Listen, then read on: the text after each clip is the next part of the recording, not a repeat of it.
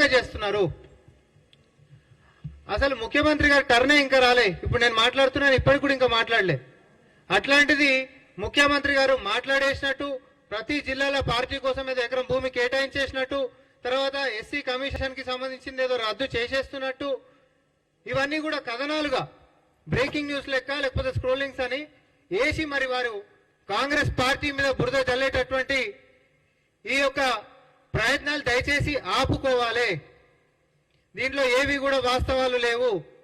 అట్లాంటి సందర్భం ఇంకా అసలు అట్లాంటిది లేనే లేదు. ముఖ్యమంత్రి గారు మాట్లాడనే లేదు. ఇంకా ఆయన కార్యకర్తల్ని నాయకులను ఉద్దేశించి ఏం ప్రసంగిస్తారో మాకే తెలియదు. వాళ్ళకేదో కలబడ్డట్టు వేసేట్లా. ఎవరు చెప్పిండ్రు ఎకరాలు పంచుకుంటున్నారు పార్టీ ఆఫీసుల కోసం అని చెప్పి, లేకపోతే ఎవరు చెప్పిండ్రు నామినేటెడ్ పదవులు తర్వాత ఉంటాయని చెప్పి, లేకపోతే ఎవరు చెప్పారు ఎస్సీ కమిషన్ రద్దని చెప్పి. ఇవన్నీ ఇంకేం జరగలేదు కదా. అసలు ముఖ్యమంత్రి గారే మాట్లాడలేదు. అట్లాంటప్పుడు ఎందుకు ఈ బూటకప్పు ప్రచారము? దయచేసి సాహిత్యకంగా ముఖ్యమంత్రి గారు మాట్లాడిన తర్వాత ఆయన మాట్లాడినట్టు పార్టీ శ్రేణుల నుంచి అధికారికంగా సమాచారం వస్తే దయచేసి వేయండి. అసలు లోపల ఏం జరుగుతుందో మేమెవరం కూడా బయటకు వచ్చినటువంటి పరిస్థితి లేదు.